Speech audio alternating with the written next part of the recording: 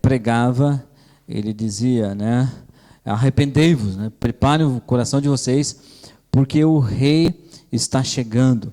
E juntamente com o rei, temos o reino de Deus. O profeta Oséias vive 700 e poucos anos antes de Cristo. Tem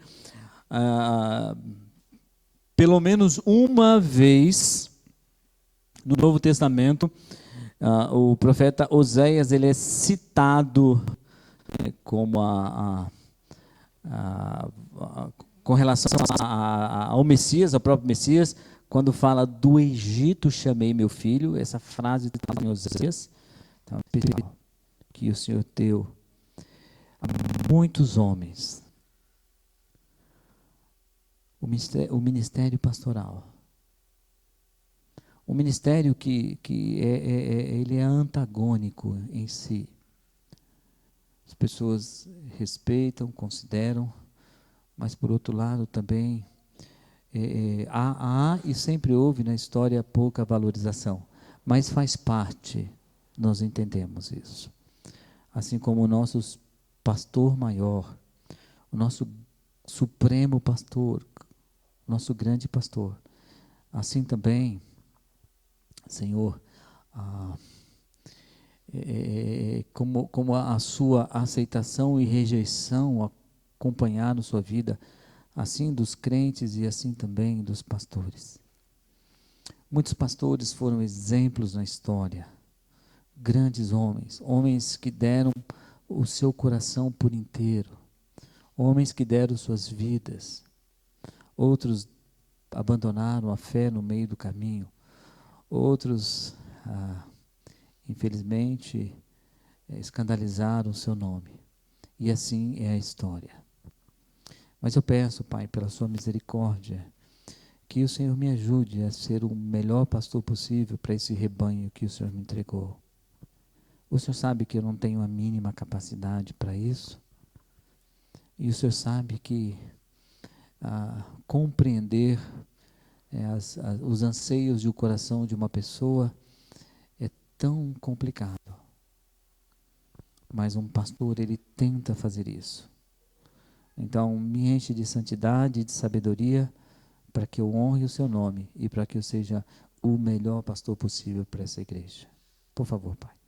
Muito obrigado. Obrigado pelo carinho, pelo retorno. Obrigado por tantas expressões de reconhecimento que o Senhor me deu o privilégio de receber, não somente hoje, mas ao longo do meu tempo de ministério. Obrigado pela vida da Rita, obrigado pela esposa que ela tem sido, como ela tem atingido diretamente o meu ministério, a minha vida como pastor, na verdade, o nosso ministério.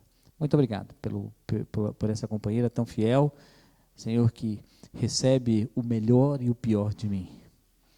Mas eu sei que o Senhor também a capacita para que ela seja uma esposa que agrade primeiramente ao Senhor e depois ela possa também servir a sua igreja ao meu lado. Muito obrigado. Que o Senhor seja em tudo glorificado. Em nome de Jesus. Amém, Pai. Então, nós estamos lá no capítulo 5 do profeta Oséias, né? O juiz está chegando. Eu gostaria que você, então, abrisse a sua Bíblia lá em Oséias, capítulo 5. Nós vamos ler o texto. Ler a Bíblia sempre é bom, né?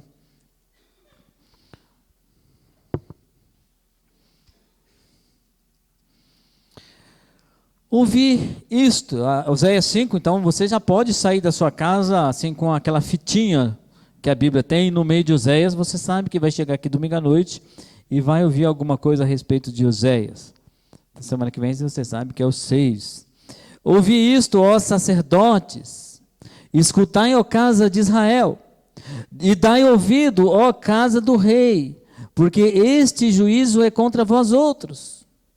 Visto que foste um laço em Mispá e rede estendida sobre Tabor. Nós já falamos semana passada sobre essas duas cidades ou duas localidades no Antigo Testamento.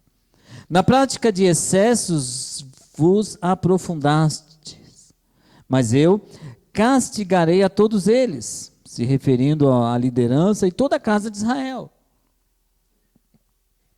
Não somente a liderança. Eu conheço a Efraim. Efraim também é um modo de chamar Israel, uma das tribos, já falei isso aqui. Israel não me está oculto, porque agora te tens prostituído, ó Efraim, Israel está contaminado. Conheço a Efraim, Israel, desculpe, versículo 4 aqui, né? O seu proceder não lhes permite voltar para o seu Deus, porque um espírito de prostituição está no meio deles, e não conhecem ao Senhor. O orgulho de Israel abertamente o acusa. Israel e Efraim cairão por causa do seu pecado, da sua iniquidade, e Judá cairá juntamente com eles. Estes irão com seus rebanhos e o seu gado à procura do Senhor, porém não o acharão. O próprio Senhor se retirou deles, ou do meio deles.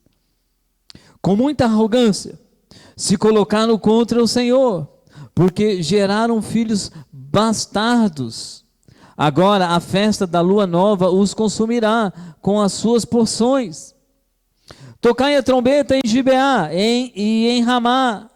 Tocai a rebate. Rebate aqui é como tocasse prontos para a guerra, preparados para a presença dos inimigos no meio deles, ou perto deles. Levantai, gritai em Bet-Aven. Bet-Aven é casa, eu falei semana passada que eu falei casa de aflição, não, mas Bet-Aven é casa da iniquidade. Cuidado, Benjamim. Efraim tornar-se-á a assolação no dia do castigo entre as tribos de Israel. Tornei conhecido o que se cumprirá. Os príncipes de Judá são como os que mudam os marcos. Derramarei, pois, o meu furor sobre eles, como a água. Efraim está oprimido e quebrantado pelo castigo, porque foi do seu agrado andar após a vaidade, ou o pecado também. Pode colocar aí. Portanto, para Efraim serei como a traça, e para a casa de Judá como a podridão. Quando Efraim viu a sua enfermidade e Judá a sua chaga, subiu Efraim à Síria e se dirigiu ao rei principal que o acudisse, mas ele não poderá curá-los, nem sarar a sua chaga. Porque para Efraim serei como um leão e como um leãozinho para a casa de Judá. Eu mesmo os despedaçarei e ir-me-ei embora.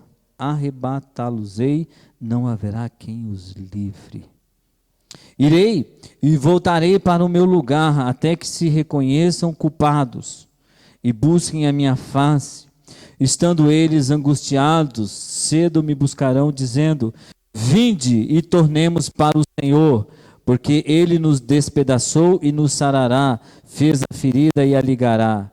Depois de 2 dias nos revigorará, ao 3º dia nos levantará, e viveremos diante dele. Conheçamos e prossigamos em conhecer ao Senhor. Como a alva, a sua vinda é certa. E ele descerá sobre nós como chuva serôdia que rega a terra. Não? Então, eu já tratei algumas coisas aqui na semana passada. Eu quero apenas lembrar um pouco dessa frase que você está vendo aí no painel. Eu quero começar com ela porque eu terminei com ela na semana passada. Essa frase que eu pensei como esse texto poderia ter um impacto assim, tanto de temor como de esperança no meu coração. E ao estudá-lo, a gente pode observar nesse capítulo 5, Deus como um juiz e o seu povo sentado no banco dos réus. Mais ou menos como nós também. Deus como juiz de todo o universo, e nós, de certa forma, estávamos sentados naquele banco dos réus. Quando o apóstolo Paulo fala, vocês estavam mortos. nos seus pecados. Eram por natureza filhos da ira, filhos deste mundo. E sobre cada um de nós pesava o problema a responsabilidade do pecado e da culpa. E aí eu pensei nessa frase exatamente que você está vendo no painel. Está meio pequena a letra porque a frase é grande. Fomos completamente afetados pela queda. É só olhar o livro do profeta Oséias. Um povo que Deus havia tirado do Egito, havia libertado, havia acompanhado esse povo, sustentado esse povo durante 40 anos no deserto, deu a esse povo aquela terra prometida, a terra que segundo as informações bíblicas, né, manava leite e mel, então, uma terra produtiva, a parte mais verde da região. Deus leva o povo para lá, Deus divide, Deus intervém em situações difíceis. E a resposta desse povo, qual foi a resposta? Lê o livro de Oséias. Denúncia após denúncia a respeito da conduta do pecado do povo. Começando pela idolatria, né, depois passando para uma ignorância absurda a respeito. Deus, aqui no livro do profeta Oséias, ele fala algumas vezes de que o povo não tinha conhecimento de quem ele era. E depois esse povo ainda praticando a imoralidade. Não é possível. Que resposta eles deveriam dar a Deus diante de um Deus tão grandioso, diante de um Deus tão bondoso? Qual é a resposta que deveriam dar a Deus? A resposta que eles deram foi: nós preferimos Baal. Hoje pela manhã, na nossa aula de Gênesis, estou fazendo o possível para ser bem claro, para a gente tentar olhar como Deus trabalha em toda a história para o nosso benefício. Como Deus, desde a criação, Ele vai proporcionando para nós o melhor. E ao ponto de dar o seu Filho, Jesus Cristo, como sacrifício por todos nós. E qual é a resposta que nós devemos dar a Deus? A resposta que nós devemos dar a Deus é o que foi dito numa das canções aqui. Uma adoração exclusiva a Ele. Somente dEle, somente para Ele. Bom, eu estou pregando na frase quase, né? Então fomos completamente afetados pela queda. Por essa razão, por causa da queda, uma expectativa de juízo pairava sobre nós, quando Deus decidiu amaldiçoar a terra por causa do pecado de Adão. Então, lendo a Bíblia, né, não só o livro do Gênesis, quando a gente lê a Bíblia, nós vemos as consequências inevitáveis depois da queda do pecado. Mas do mesmo modo Ele também decidiu restaurar a terra através do descendente prometido. Essa promessa se cumpre em Cristo Jesus. Então, uma vez que estávamos sentenciados, na verdade, deixa eu mudar aqui, uma vez que estávamos no banco dos réus, sentenciados como culpados, não há um justo, não há um sequer, todos pecaram e estão destituídos, estão separados da glória de Deus. Agora, por causa do Filho, toda a condenação nos foi retirada, pois Deus mesmo disse: nenhuma condenação há para os que estão em Cristo Jesus. Que maravilha! Então, qual é a resposta que Deus espera de mim ao saber dessa grande verdade, que toda a culpa foi retirada? Ele espera uma resposta de adoração a Ele. Quando nós lemos o livro do Apocalipse, lá tem vários juízos, mas vocês perceberam no começo que eu li um trecho em que há uma expressão de adoração. E tudo isso vai acontecendo desde o começo do livro. Tem os juízos, mas a adoração, juízo, adoração, juízo, adoração. Porque Deus espera isso de nós. o meu coração curvado somente a Ele. Mas nós somos poderosos fabricantes de ídolos em nossas vidas. O livro do profeta Oséias deixa isso bem claro. Então, atenção, diz esse texto, embora Deus seja misericordioso como Ele é, ninguém será anistiado do juízo e da disciplina se não houver arrependimento. A todo momento Deus vai falando aos nossos corações, vai nos dizendo, vai nos exortando, vai nos alertando. E nós temos essa tendência sempre de permitir que os ídolos cresçam em nossos corações. E eu não estou falando de uma imagem necessariamente. E todo o livro do profeta Oséias vai tratar do que vocês estão vendo aí, né? Deus, por meio da sua palavra, anuncia juízo, anuncia disciplina, anuncia a restauração do seu povo, mais uma vez. Portanto, se arrependam. Não? Semana passada, então, Deus anuncia o seu juízo. Nós olhamos isso no versículo 2. Semana passada também vemos que Deus explica o seu juízo, né? A razão por que Ele está aplicando esse juízo. E hoje nós veremos que Deus alerta sobre a proximidade desse juízo. E nós, irmãos, temos também a inclinação de considerar que Deus não fará isso, de que de alguma forma, mesmo com a minha vida toda assim bagunçada, mesmo sem qualquer temor a Ele, no final das contas Deus não vai fazer isso. Isso é uma inclinação. Mas se o meu pensamento a respeito do juízo de Deus está certo, então a Bíblia está errada. Porque a Bíblia fala sobre o juízo, né?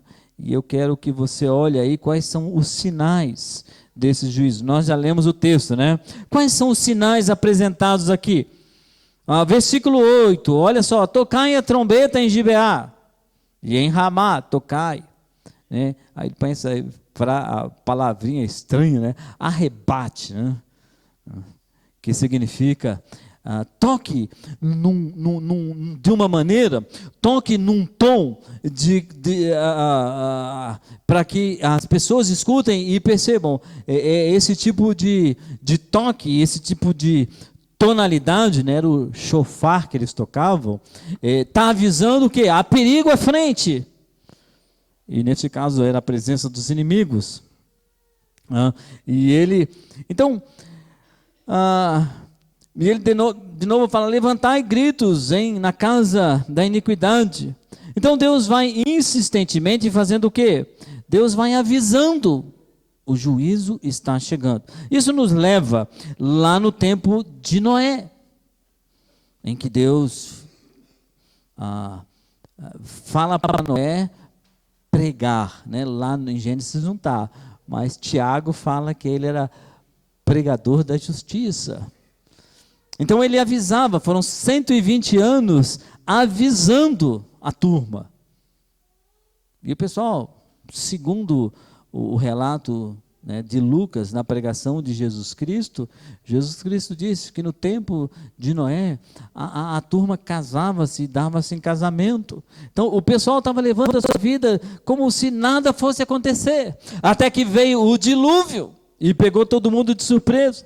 E nós vamos recebendo avisos sobre o juízo de Deus, falamos sobre a vinda do Senhor, falamos sobre o retorno de Jesus Cristo, falamos sobre o arrebatamento da igreja.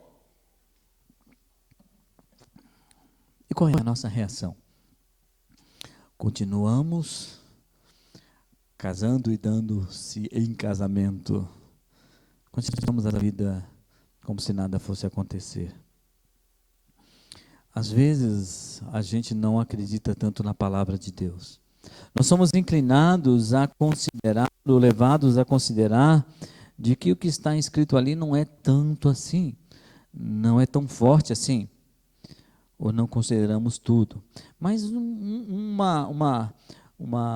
sinal de que o tempo está se fechando, o tempo está se acabando, são os constantes avisos.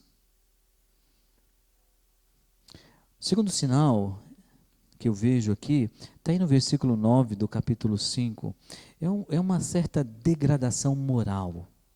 Tá?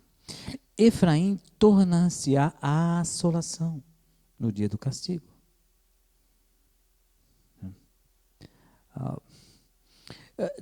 O que Deus está fazendo com Israel, com o seu povo, aqui representado pela família de Efraim? Ele vai levar esse pessoal aí à destruição. A pergunta é por que ele vai levar esse pessoal à destruição, né? Está aí a assolação no dia do castigo. Entenda o seguinte: esse povo, o povo de Deus, eles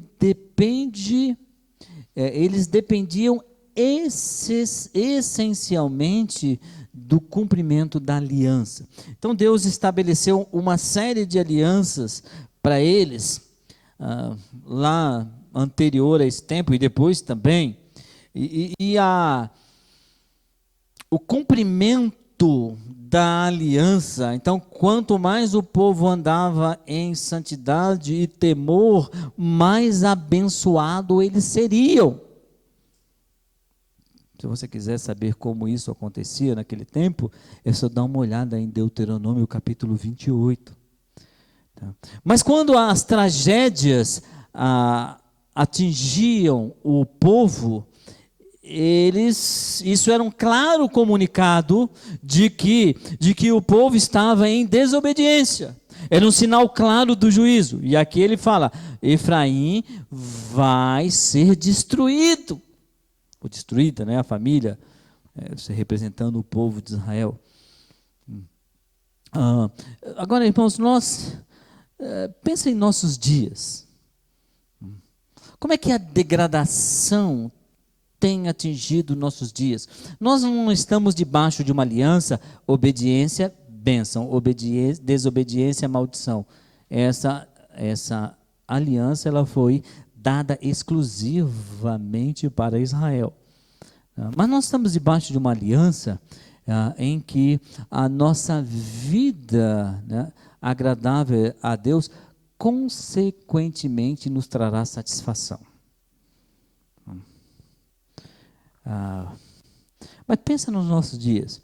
Quais situações em que comunicam que o juízo de Deus está próximo? Quais tipos de degradações morais ou sociais estão acontecendo?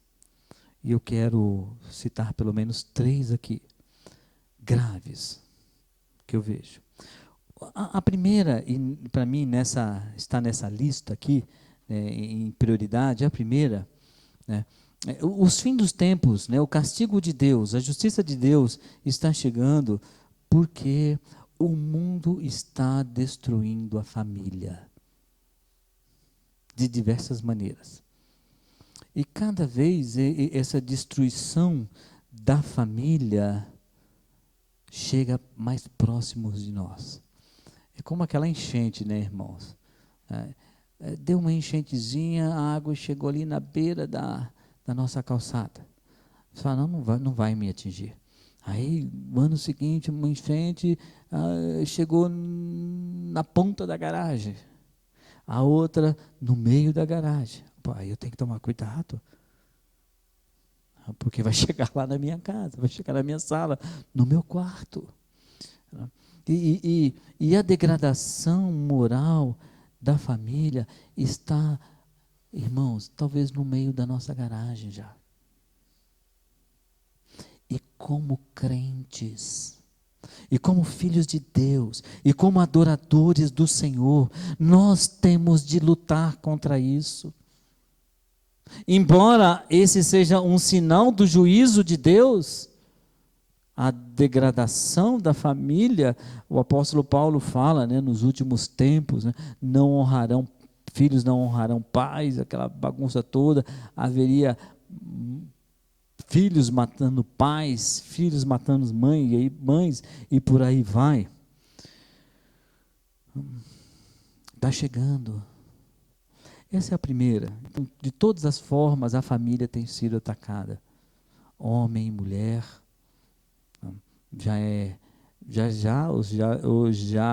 se já não se tornou coisa do passado.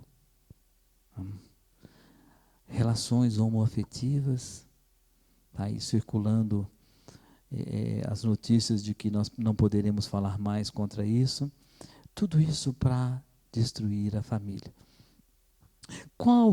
Dentro dessa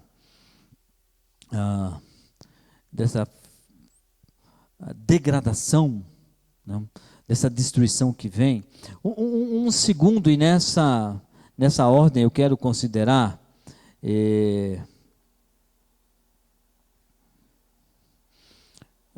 um segundo fator que é importante a gente olhar é a permissividade, a total permissividade, que está acontecendo. Nós estamos vivendo num mundo em que tudo pode. Todas as coisas são e não são verdadeiras. Nada é absoluto. Nem muito menos, irmãos, muito menos esse livro aqui. Então nós vivemos numa sociedade de cunho moral muito liberal. Recebi, nem sei de quem, de algumas pessoas da igreja, alguns países que já haviam permitido a pedofilia. Homens de 30 anos se relacionando com meninas de 11 e vice-versa também. Tá? Não vem só do lado masculino para o feminino. E tudo bem, sem problema, numa boa. O altíssimo índice de divórcio é permitido. Aquilo que era um escândalo tremendo alguns anos atrás, normal.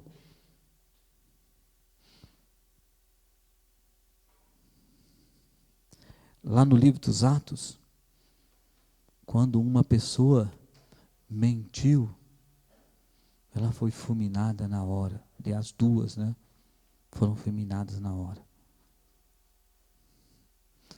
Mas hoje, a mentira é quase uma coisa certa, Então, essa permissividade é um sinal dessa degradação moral.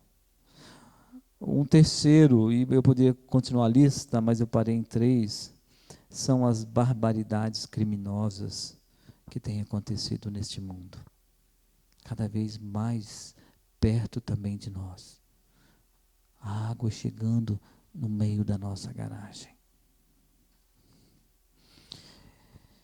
Isso vai indicando o quê? Vai indicando que há uma degradação moral cada vez mais acentuada. Embora nós estamos vivendo num mundo mais protetor ao ser humano, mas isso não é em função do cristianismo, é em função da supervalorização do homem, do humanismo. Mas nós vivemos num mundo em decadência moral. Um outro sinal sobre o juízo de Deus está no versículo 10. É essa frouxidão espiritual. Eu estou trazendo para o nosso tempo aqui. Olha só, os príncipes de Judá são como os que mudam os marcos. Derramarei, pois, o meu furor sobre ele como águas. Literalmente, eles estavam roubando terra aqui. Se você olhar no pé da letra, estavam fazendo grilagem de terra. Talvez o pessoal queria uma reforma agrária a favor de si mesmo, Eles estavam estendendo o seu território. Tá? Mas a lição atrás disso não é exatamente essa, proibido de roubar a terra, e de fato é proibido, mas isso tem a ver com a frouxidão espiritual. A falta de consideração, de respeito por aquilo que havia sido estabelecido. Como isso se desenvolve hoje? Como isso se concretiza nessa frouxidão espiritual? E eu quero começar também dando algumas ideias aqui. Irmãos, uma delas, né, como é que a gente vai removendo esses marcos aí? Uma delas é essa questão de uma espiritualidade falsa. Nós, como crentes que conhecemos o Senhor Jesus Cristo como nosso Salvador, nós temos de experimentar uma espiritualidade genuína. Sabe por quê, irmãos? O espírita tem uma espiritualidade.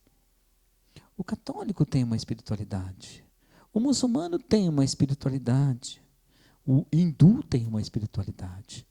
E eles contemplam seus deuses. E eles fazem os seus rituais e suas devoções. Nós não estamos copiando espiritualidade. A espiritualidade é algo que deve ser crescente em nossas vidas e autêntica e verdadeira, ao ponto de que eu sou uma pessoa espiritual aqui.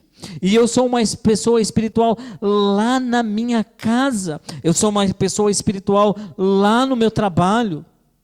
Agora eu não estou dizendo para você pegar uma Bíblia e sair lá no meio do seu expediente e falar, bom, agora é minha hora de espiritualidade. Para aí, toda produção, qualquer coisa assim. Estamos falando de postura. E com o crescimento do evangelicalismo, com o crescimento e a facilidade de muitas igrejas se imporem por aí, uma espiritualidade ruim, nociva, cresce cada vez mais. Então a pessoa, e eu não gostaria que isso acontecesse aqui, a pessoa entra num templo, tem todo um trabalho para desenvolver a espiritualidade dela, mas assim que ela sai para fora, tudo ficou lá dentro da igreja, do templo. Uma vida espiritual. A frouxidão espiritual também, ela põe fim ao amor, põe fim ao temor, põe fim à impiedade. E a frouxidão espiritual, ela vai aumentando o egoísmo. E nós estamos, e esse é um sinal dos finais do tempo, por quê? Porque está acontecendo isso agora. Está aumentando, na verdade já tem acontecido, mas está aumentando cada vez mais. O fim do temor a Deus, o fim do amor, o fim de uma piedade e esse aumento excessivo do egoísmo. Os homens nos últimos tempos serão egoístas, diz o apóstolo Paulo. O amor se esfriará. Sinal do final dos tempos.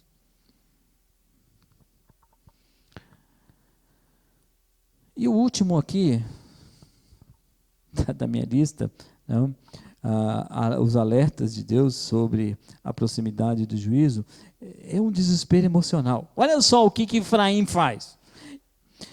Versículo 11.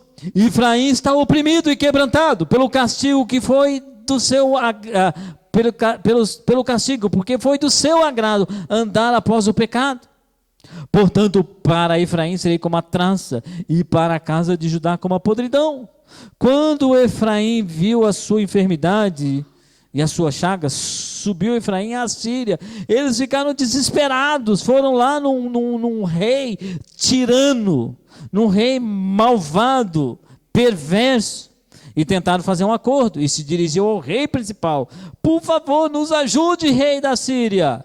Mas ele não poderá curá-los, nem sarar as suas chagas.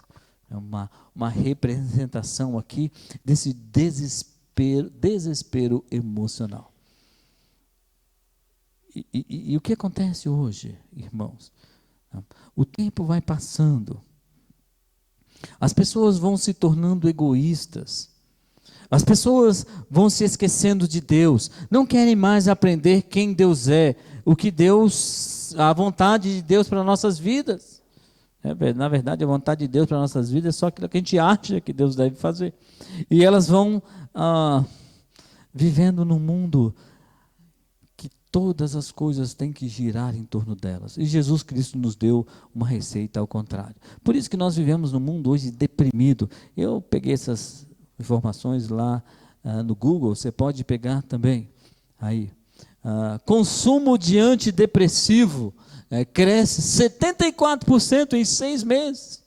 Marcela que está feliz, né? Porque vende lá na farmácia, né? Opa, quanto eu falei? 6 anos. Daqui a pouco vai ser 6 anos, obrigado. Né? Fui pensar na brincadeira. 6 anos, aí, 74%. E segundo a OMS, você tem a outra aí, a Organização Mundial da Saúde, o Brasil ocupa o 2º lugar, né, em depressivos, né, em estatísticas de depressivos, bem primeiro os Estados Unidos. Engraçado, os Estados Unidos, um país que tem 75% da sua população evangélica, e vive assim. Como é que pode, né? Como é que pode? As pessoas se tornam egoístas, se esquecem de Deus, se esquecem que Deus fala que a melhor coisa que nós temos na vida é adorá-lo e servir as pessoas, servir ao nosso próximo, servir a Ele. Isso nos satisfaz. Mas pensamos no nosso mundo, pensamos nos nossos interesses, deixamos o caminho do Senhor, abandonamos a Deus, e de alguma forma isso faz uma grande falta nas pessoas, no mundo. Quando as criaturas viraram as costas para o Criador, e elas vão procurar, de alguma forma, preencher seu coração com algum tipo de coisa. E a gente sabe, e você sabe disso, que somente Jesus Cristo pode dar a satisfação às nossas vidas. Somente um relacionamento com Cristo Jesus pode me fazer satisfeito em toda e qualquer situação. Mas se eu não tenho Jesus Cristo, se eu abandonei o Senhor, se eu deixei o Senhor, eu realmente vou entrar num desespero emocional. Sabe por quê? Nada, absolutamente nada consegue ocupar esse espaço na nossa alma. Ele pode ocupar temporariamente, mas definitivamente não. Então a melhor coisa é andar atrás do Senhor Jesus Cristo. E por último, mas tem uma aqui ainda, né? O peso da mão divina. Olha só o versículo 14. Porque para Efraim serei como um leão, e como um leãozinho para a casa de Judá. E eu mesmo despedaçarei e vou embora. E arrebatá-los-ei, e não haverá quem os livre. Isso significa que Deus ia pegar pesado com Efraim, com o seu povo. Você sabe que o leão, quando ele pega a presa, ele não solta, esquece. Ela vai se debater de todas as formas, e ele vai segurá-la, vai cravar as suas presas, os seus dentes, suas garras na presa, e não vai soltá-la até que ela perca todas as suas forças. Depois disso, o que acontece? O filhote vem e ajuda a despedaçar, o seu jantar, a sua comida, por um tempo. E Deus, e eles conheciam, leão é um animal comum para eles, e eles conheciam esse costume, esse comportamento dos leões. E eles sabiam, quando o profeta escreveu isso, não tem jeito. Uma vez que Deus decidiu pesar a mão sobre eles, não vai ter retorno.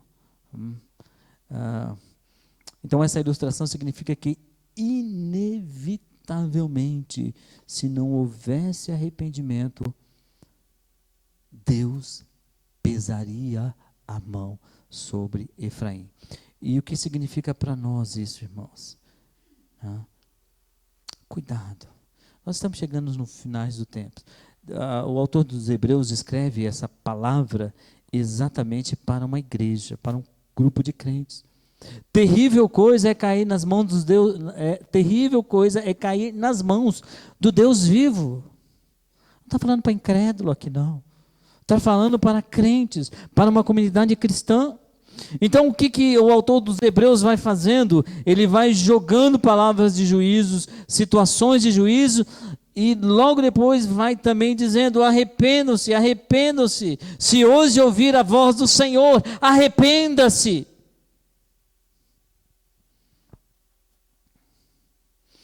Deus, então, derrama misericórdia em meio ao juízo. Semana que vem eu quero falar sobre essa misericórdia de Deus.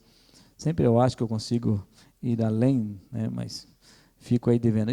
Mas eu quero deixar aqui para nós, pelo menos, 3 reflexões.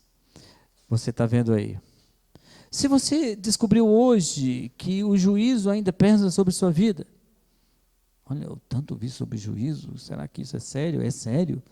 Busque refúgio em Jesus Cristo. Como? Entregando seu coração a Ele. Lembra da minha frase? O juízo foi retirado, né, por causa do Filho. Estávamos no banco dos réus, sentenciados. Mas agora, por causa do Filho, o juízo foi retirado. Somente Jesus Cristo. Nada do que eu faça vai interferir no juízo, a não ser que seja a minha vida entregue para Jesus Cristo. Não tem jeito. Talvez você esteja no segundo grupo de pessoas em que você já entregou seu coração para Jesus. Você tem certeza disso. Você fez, você reconheceu, você entendeu o Evangelho. Mas você está distante de Deus. Bem distante de Deus. Se você está ouvindo a voz do Senhor, arrependa-se e volte para o Senhor. Ah, não, eu não quero.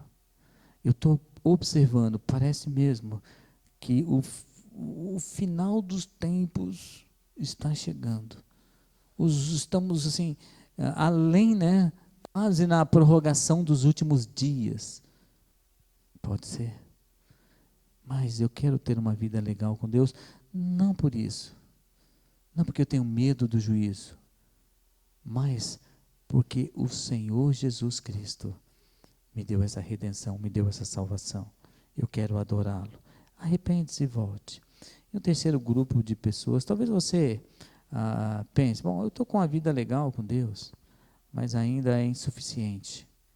Todos os crentes devem continuamente, todos os momentos, crescerem cada vez mais, né, conhecendo o Senhor. E quando eu conheço a Deus, eu percebo que ainda falta muito. E eu posso experimentar mais da sua graça, da sua misericórdia. E como eu faço isso? Peço para Deus. Deus, eu quero experimentar mais do Senhor. Eu quero conhecê-lo mais. Quero experimentar dessa vida mais ainda. Não se contente com a média. Bom, olha, eu tenho a vida legal, porque se eu olhar para a vida das pessoas hoje em dia, as pessoas lá embaixo. Não. Um dos homens mais espirituais da história, que foi o apóstolo Paulo, ele sempre se sentia devedor. Sempre. Baixe sua cabeça, feche seus olhos.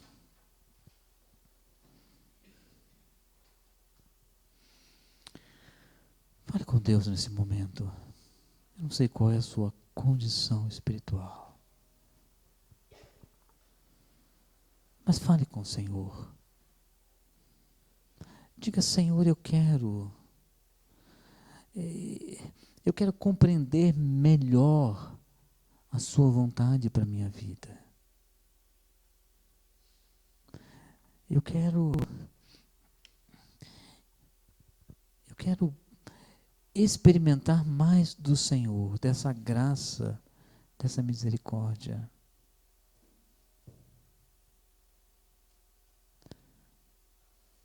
Se hoje você está ouvindo a voz do Espírito Santo, se arrependa.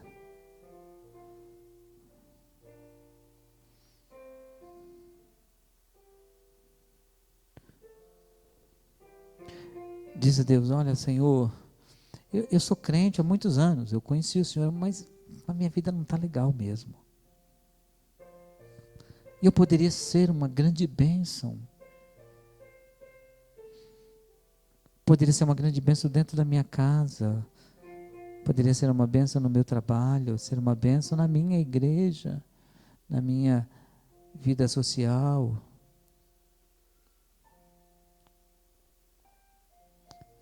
O Senhor sempre está disposto a recomeçar onde quer que paramos.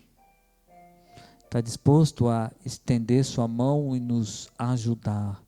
Dizer: vem, filho, eu estarei com você. Fala isso para o Senhor. Talvez você também esteja dizendo: olha, eu saí daqui preocupado com esse negócio de juízo. A Bíblia diz que haverá um juízo. E a única maneira de ser anistiado desse juízo é buscando refúgio no Filho, buscando refúgio em Cristo Jesus. Não tem mais, não tem jeito. Ele é o nosso advogado, Ele é o nosso protetor. Só nele, só nele. Pai amado, nós agradecemos ao Senhor. Agradecemos pelo tempo de adoração, tempo de comunhão aqui, tempo de culto, agradecemos. Agradecemos também porque o Senhor tem nos avisado, tem tocado em nossos corações a respeito do juízo que paira sobre essa terra. E nós, como crentes que conhecemos a verdade, nós podemos, ó Pai, ser um proclamador desse juízo, mas também devemos estar atentos e nos postar, nos colocar com temor e tremor no tempo que nós estamos aqui, no tempo da nossa passagem, no tempo da nossa peregrinação nessa terra. Devemos portar-se com muito temor. Então nos ajude, Senhor.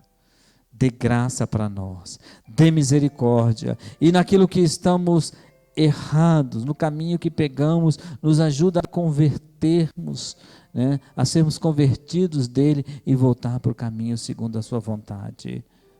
Por favor, Pai, pedimos que a sua graça e misericórdia esteja sobre nós, que a paz de Cristo esteja sobre a vida de cada irmão, que a misericórdia do Senhor da mesma forma, e que o Espírito Santo nos console, e que o amor do Pai transborde em nossas vidas cada momento.